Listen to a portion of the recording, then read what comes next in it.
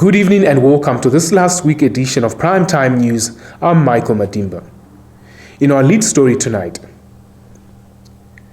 more than 70 kilometers of fishing nets were recently seized from illegal fishermen and destroyed by the Sikunga Fish Protection Project guards.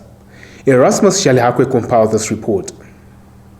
14 people fishing illegally were also arrested. This according to a media statement issued today by FNB Namibia. FNB donated 200,000 to the project earlier this year through its First Rand Namibia Foundation to help keep the project afloat. The statement said during the patrols, the guards confiscated 13 canoes used for illegal fishing in the Zambezi River, and this has helped conserve fish stocks in the river. In June and July, illegal netting increased as the level of the river began dropping. Our team did a fantastic job on their patrols. We are also happy to report that the Ministry of Fisheries and the Namibian Police have joined the fish guards on their patrols and are doing a great job. They intend to join the fish guards for more patrols in the future, it said. The Sikunga project was established in 2018 for the purpose of protecting fish stocks and other natural resources. It started as a voluntary endeavor and has since grown to a permanent program with permanent employees.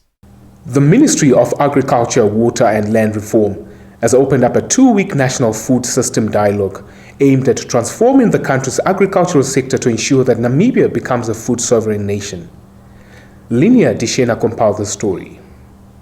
Speaking at the Government Information Center in the capital on Thursday, Deputy Director of Agriculture Production in the ministry, Ben Haraseb, explained that the discussions are taking place ahead of the United Nations Food System Summit scheduled for September 2021, which Namibia is taking part in. He explained that the discussions from 29 July until 16 August serve as a platform for agricultural key stakeholders to participate and add value to the document that Agriculture Minister Kalesh Leitwan will submit at the summit aimed at changing the country's food system in efforts to ensure that Namibia becomes food self-sufficient. Haraseb noted that the COVID-19 pandemic has woken up countries including Namibia to come up with strategies and policies that will ensure food production and self-reliance, stressing that currently Namibia heavily depends on South Africa for most of its food consumption. Speaking at the same event, head of the UN World Food Programme in Namibia, Elvis Odeke, said the summit is a call to action by the UN Secretary General for member states to accelerate the journey towards achieving Sustainable Development Goal 2 of zero hunger. Odeke noted that the UN seeks an inclusive summit, hence every member state including Namibia to share views on how Namibia can address the impediments within the food system and ensure increased production. Josephine Simeon, Nampa News. The Namibian police force Nampol on Wednesday arrested one of the 6 suspects alleged to have stolen money from a cash-in-transit vehicle in Windhoek's Auckland Park area on Monday. Suzette Chitaura was on top of the story and filed this report. A crime report issued by Nampol on Thursday said the 43-year-old suspect was arrested on Wednesday night after he and 5 other assailants allegedly attacked 3 men who were collecting the cash and held them at gunpoint. The suspects allegedly fired several shots at the scene before running away in their getaway vehicle worth the estimated 1.5 million Namibia dollars. The incident occurred around 10:13 in front of the Woermannsbrug engine service station. No cash has been recovered and police investigations continue. The police also managed to arrest 5 of the 6 suspects who allegedly robbed a man of 102,060 Namibia dollars and a pistol on Monday in Windhoek's Hakahana area.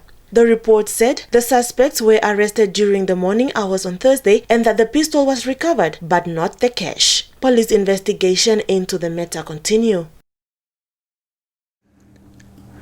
At least 2.3 million children and youth are going hungry in northeast Nigeria when Islamist insurgency has forced farmers to flee their fields and put the region on the brink of critical food shortages, humanitarian groups have warned. Reuters has more on the story. Attacks by Islamist militants have been intensifying in northeast Nigeria in recent months, with dozens of soldiers and civilians killed and farmers targeted in some attacks. The more than decade-long conflict has killed hundreds of thousands and displaced millions, but it is now joined by food inflation across Nigeria that has meant millions nationwide can no longer reliably feed themselves or their families. Save the Children estimated that 700,000 children under the age of 5 are among the 2.3 million children affected, and called on the government to protect farmers and dedicate more resources to the region. Meanwhile, the United Nations Office for the Coordination of Humanitarian Affairs said the combination of climate change, insecurity, and COVID-19 had put the region on the brink of catastrophic food insecurity. Stand by for your top roundup.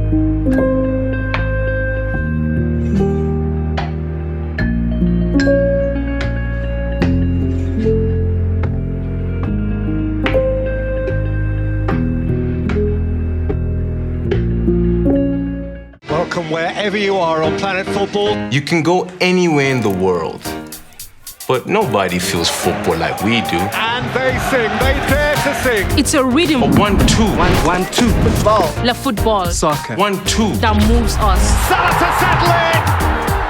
There's no feeling like that feeling. It's so nice. It's so nice. Nothing compares to DSTV's unbeatable football offering. So stay connected to watch the best football on the planet. Shifting our focus to the world of business and economics.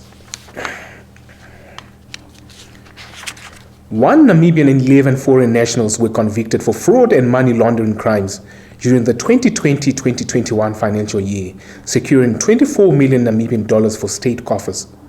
LV Ayambo filed this report.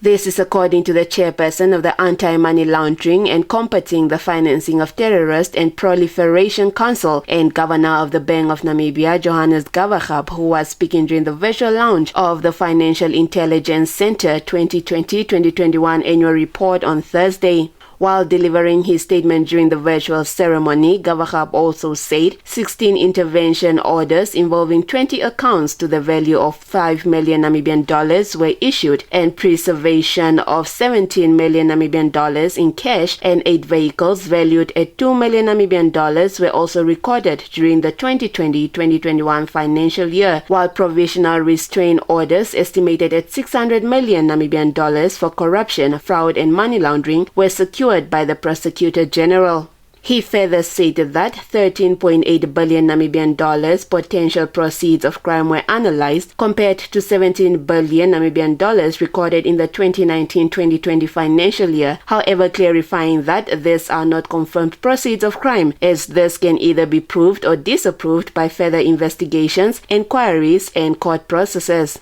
Moreover, reporting of suspicious transactions increased by 36% and suspicious activity reports from financial institutions declined by 15.8%. For Nampa News, LV Haihambo. The Business and Intellectual Property Authority, BIPA, says it has streamlined its business registration services for clients' ease of submitting their annual returns and payment of their annual duties. Wakutura Kambayekwa compiled this report. BIPA Chief Executive Officer Vivian Kachihongwa, in a statement Thursday, said the authority has expressed various challenges in respect of annual duty collections from established businesses since its establishment in 2016. However, the authority's current processes of issuing a statement of accounts monthly to business entities now make it easier for such businesses to effect payment against the invoiced amounts.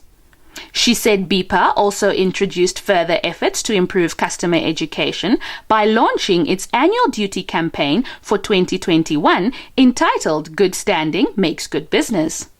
The objective of the campaign is centered around improving compliance from business owners and ensuring such entities remain in good standing, said Kachihongwa.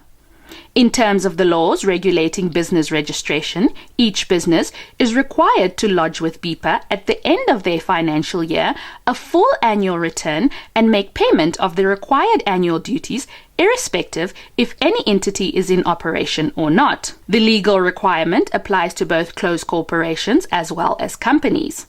Failure to pay annual duties may attract penalties for each month of non-payment, Kachihongwa further said, noting that BIPA may also initiate a non-voluntary deregistration process and all such entities may be subject to deregistration. The CEO noted that all businesses that are paid up will now qualify for a good standing certificate and may participate in national tender processes, adding that this certificate will soon be a requirement by all public entities for the participation of procurement bids.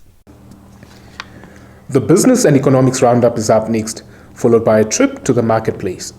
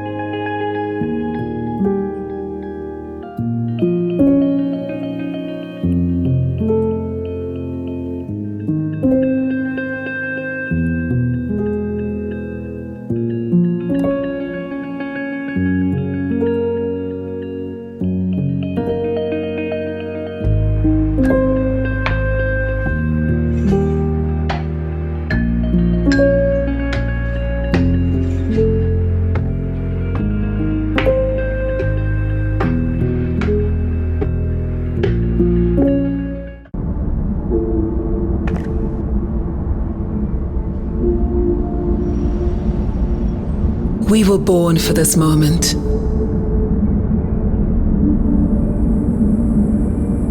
For every rise, every fall, to make the impossible possible.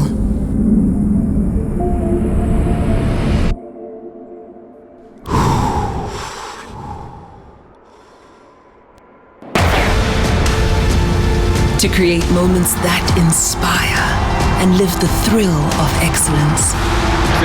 On the grandest stage of all. Forget the past, for the future awaits. This is that moment we've all been waiting for pride, for country, for you. Brilliant performance that was. The Olympic Games Tokyo 2020. It's go time on GoTV. Love it. Welcome back. In our sports news tonight, we commence with Olympic news. Namibia's representatives in marathon athletics at the ongoing 2020 Olympic Games in Tokyo, Japan, have promised to give it their all when they compete in their respective events on Saturday and Sunday. Our sports journalist Hesron Kapanga filed this report. Helalia Johannes, who became the first female to win a gold medal for Team Namibia at the 2018 Commonwealth Games in Gold Coast, Australia, will be making her third appearance at the Olympic Games on Saturday, while Reinhold Thomas will be making his first debut on Sunday in the men's marathon event. In an interview with the Namibia Press Agency on Thursday, Johannes said her preparations have gone well since arriving in Japan. Unfortunately, it's humid and hot in Japan. It's not the same weather we train under in Windhoek, but I am looking forward to Saturday and to see how it will go, said Johannes, adding that she hopes to do her best. Meanwhile, Thomas told the Namibia Press Agency that he is settling in well in Japan. Thomas added that he is ready for his competition and does not have any complaints thus far, and he too hopes to perform at his best on Sunday. Robert Kahuhuena, the coach of the two athletes, said preparation for the runners went well because they are mentally ready for their events. Kahuhuena further called on all Namibians to support the two runners who are working hard to do their country proud. Johannes and Thomas are the only Namibian athletes left to compete at the Olympic Games after Philip Seidler, who participated in the 10-kilometer marathon swimming event on Thursday morning, finished 16th out of 26 swimmers. Namibia's first Paralympic Games gold medalist Johanna Benson joined the list of well wishers that congratulated Namibia's youngest athletes to ever represent the country at the Olympic Games. Once more, Hesron Kapanga compiled this report. Christine Mboma became the first Namibian female to win silverware at the Olympics when she won a silver medal in the 200-meter sprint in a time of 21.81 seconds, which is the new national record and the world under-20 record. Fellow 18-year-old sprinter Beatrice Masilingi finished 6th in the same 200-meter final with a personal best of 22.28 seconds. In her message shared with the Namibia Press Agency on Thursday, Benson, who became the first Paralympian athlete to win a gold medal for Namibia when she competed in the T37 200-meter sprint event at the 2012 Summer Paralympics in London, welcomed the athletes to her world. My little sister Mboma, welcome to my world. Watching your race was like watching mine in London. You gave me butterflies during your race, and congratulations, my little sister, she said. Benson added that Masilingi made her proud with her performance because there are many athletes who did not make their semi-finals or finals of their event. Masilingi and Mboma competed in the 200-meter final on Tuesday, with Mboma breaking the 25-year medal brought for Team Namibia at the Olympics. The last time Namibia won Olympic medals was in 1996 at the Atlanta Summer Olympic Games, where Frankie Fredericks won 2 silver medals in the 100-meter and 200-meter. Your sports roundup is up next.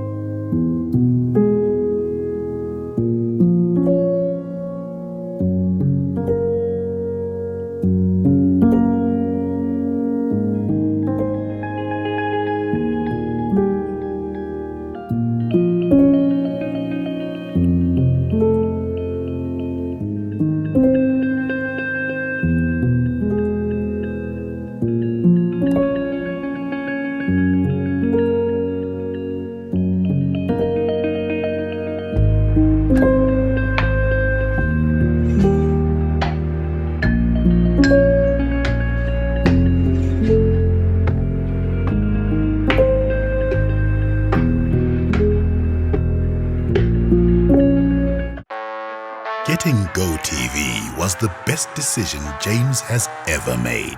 See, James has always watched football wherever he can. Sometimes it got awkward. It was never really comfortable.